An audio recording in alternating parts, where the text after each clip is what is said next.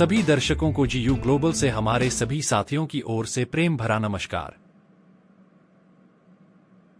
हम आज एक ऐसे विषय पर चर्चा करने जा रहे हैं जो हमारे आने वाले भविष्य के लिए एक गंभीर प्रश्न के रूप में खड़ा है। मान लीजिए कि आपके पास पीने योग्य जल समाप्त हो जाए, तो क्या ऐसी स्थिति में आप अपने जीवन की कल्पना कर पाएंगे? हम जानते हैं कि इसका उत्तर है नहीं।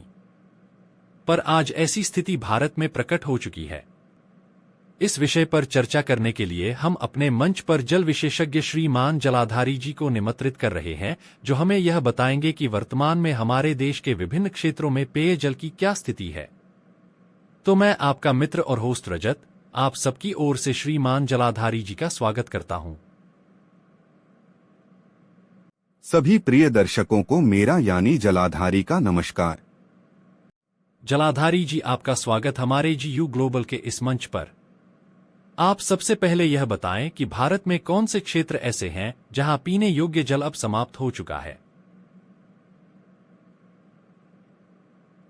रजत जी, आपने यह बहुत गंभीर विषय मेरे सामने रखा है। मैं आपके इस प्रश्न की प्रशंसा करता हूं।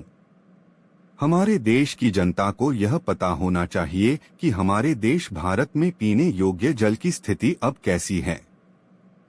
भारत में कई क्षेत्र ऐसे हैं जहां पीने योग्य जल की गंभीर कमी है या जहां जल स्रोत पूरी तरह से सूख चुके हैं। इसके कई कारण हैं, जिनमें अत्यधिक जल दोहन, जलवायु परिवर्तन, अव्यवस्थित शहरीकरण और प्रदूषण शामिल हैं। कुछ प्रमुख क्षेत्र जहां पीने योग्य जल की गंभीर समस्या है वे हैं। पहला, चेन्नई, तमिलनाडु।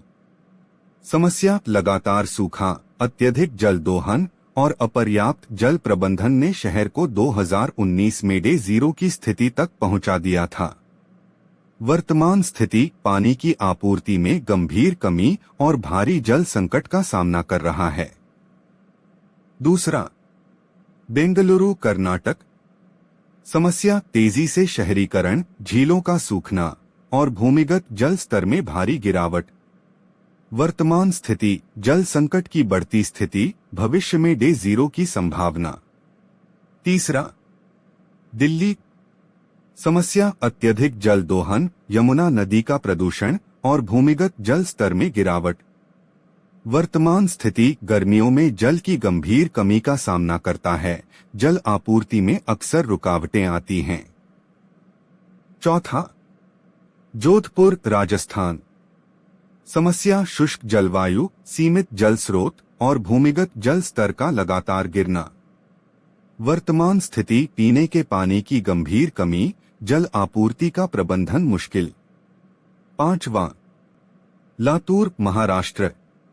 समस्या सूखा, अनियमित मानसून और भूमिगत जल का अत्यधिक दोहन।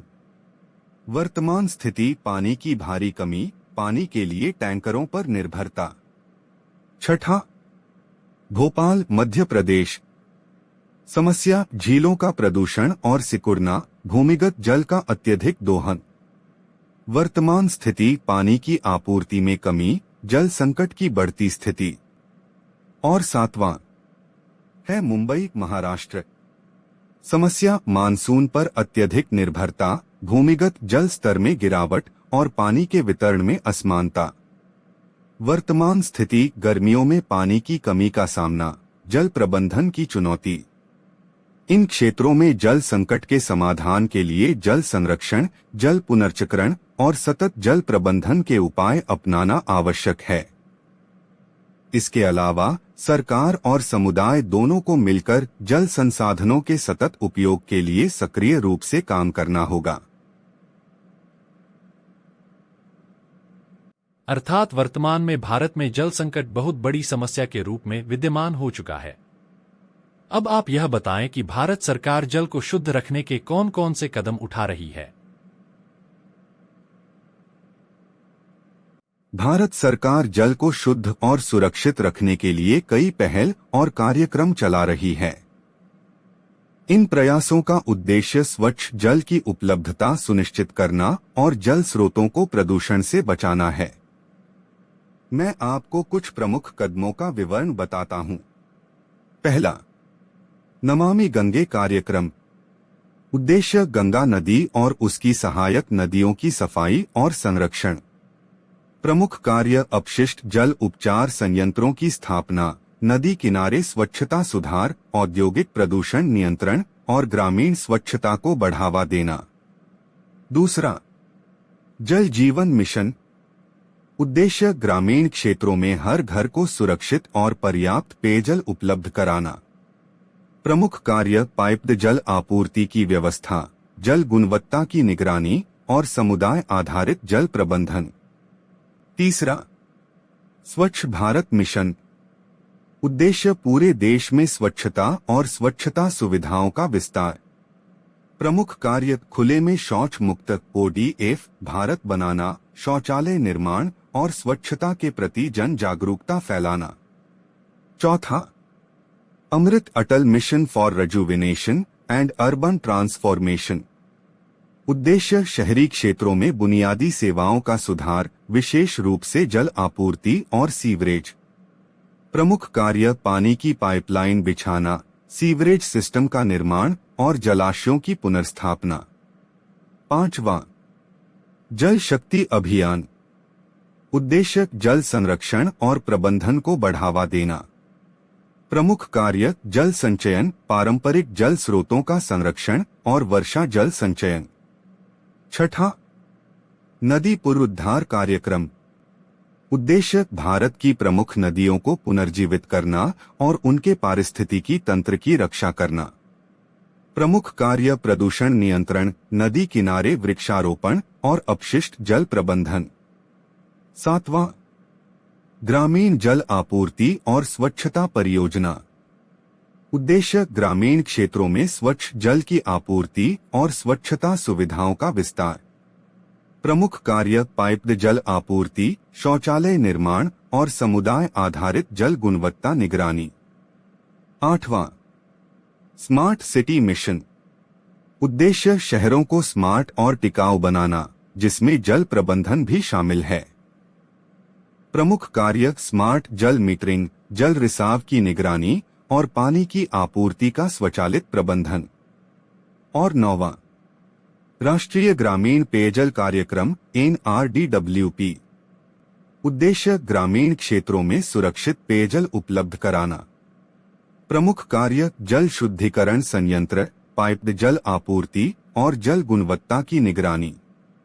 इन पहलुओं के माध्यम से भारत सरकार जल संसाधनों की सुरक्षा, स्वच्छता और प्रभावी प्रबंधन के लिए व्यापक उपाय कर रही है। इसके साथ ही स्थानीय समुदायों की भागीदारी और जन जागरूकता बढ़ाना भी इन कार्यक्रमों की सफलता के लिए महत्वपूर्ण है। जलाधारी जी, आपने आज जो जानकारी हमारे दर्शकों के साथ साझा की है वह तो वास्तव में बहुत महत्वपूर्ण है, पर अंत में हम आपसे यह जानना चाहते हैं कि व्यक्तिगत स्तर पर प्रत्येक भारतीय को ऐसा क्या करना चाहिए कि जिससे भविष्य में जल संकट से बचा जा सके। अर्थात पीने के पानी को सुरक्षित रखने के लिए एक आम नागरिक के क्या महत्वपूर्ण दायित्व होने चाहिए। पीने के पानी को सुरक्षित रखने के लिए एक आम नागरिक के निम्नलिखित महत्वपूर्ण दायित्व हो सकते हैं। पहला, पानी का संरक्षण, पानी बर्बाद करने से बचें। नल को बंद रखें जब पानी की आवश्यकता न हो और लीक होने वाले नल की मरम्मत करवाएं। दूसरा, सफाई बनाए रखना, अपने आसपास के जल स्रोतों को स्वच्छ रखें। गंदगी, कूड़ा कचरा और हानिकारक रसायनों को जल स्रोतों में डालने से बचें। तीसरा, पानी की गुणवत्ता की जांच, नियमित रूप से अपने पीने के पानी की गुणवत्ता की जांच करवाएं, खासकर यदि आप कुआं या बोरवेल का पानी पीते हैं। चौथा, सतर्कता, अगर कहीं पर पानी की गंदगी या प्रदूषण दिखे तो तुरंत संबंधित अधिकारियों को सूचित करें। पांचवां, सड़क पर कूड़ा न डालें, प्लास्टिक और अन्य कचरा सड़कों पर न फेंकें, क्योंकि यह बारिश के पानी के साथ जल स्रोतों में जा सकता है और उन्हें दूषित कर सकता है। छठा, वृक्षारोपण, अपने इलाके में अधिक पेड़ लगाएं, क्योंकि पेड़ पानी के स्रोतों को सुरक्षित रखने में मदद करते हैं और भूजल स्तर को बनाए रखते हैं। 7वां, शिक्षा और जागरूकता, दूसरों को भी पानी के संरक्षण और स्वच्छता के महत्व के बारे में जागरूक करें। 8वां, स्थानीय जल संरक्षण परियोजनाओं में भाग लें। सामुदायिक स्तर पर चल रही जल संरक्षण परियोजनाओं और अभियानों में सक्रिय रूप से भाग लें। 9वां, जल शोधन तकनीक अपनाएं। अपने घर में पीने के पानी को शुद्ध करने के लिए उचित जल शोधन तकनीकों का उपयोग करें, जैसे यूवी फिल्टर आदि। और 10वां, पर्यावरण अनुकूल उत्पादों का उपयोग। घर में हानिकारक रसायनों का उपयोग कम करें और पर्यावरण अनुकूल उत्पादों का उपयोग करें ताकि जल स्रोतों में प्रदूषण कम हो। इन दायित्वों को निभाकर एक आम नागरिक पीने के पानी को सुरक्षित रखने में महत्वपूर्ण योगदान दे सकता है।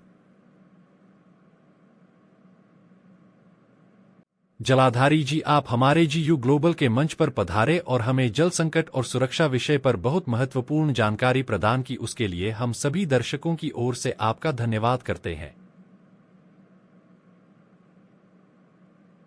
जी, मैं भी GU ग्लोबल के जल जागरूकता अभियान के इस कदम की सराहना करता हूँ। मैं अपनी पूरी रिसर्च टीम की ओर से आपका और आपके सभी दर्शकों को धन्यवाद करता हूँ। सभी को नमस्कार।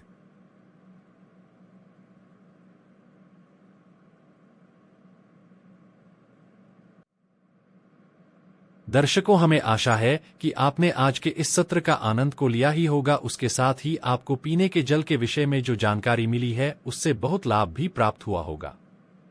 हम GU ग्लोबल की ओर से आप सभी का धन्यवाद करते हैं कि आपने इस जानकारी को सुना और साथ में निवेदन करना चाहते हैं कि आप यह जानकारी अधिक से अधिक लोगों तक साझा करें, जिससे और लोग भी इससे लाभान्वित हो सकें और भविष्य के संकट से समाज को बचाने में मददगार सिद्ध हो सकें। मिलते हैं अपने अगले सत्र में एक और विशेष विषय के साथ। आप सभी को पुनः GU ग्लोबल की ओर से बहुत बहुत धन्यवाद।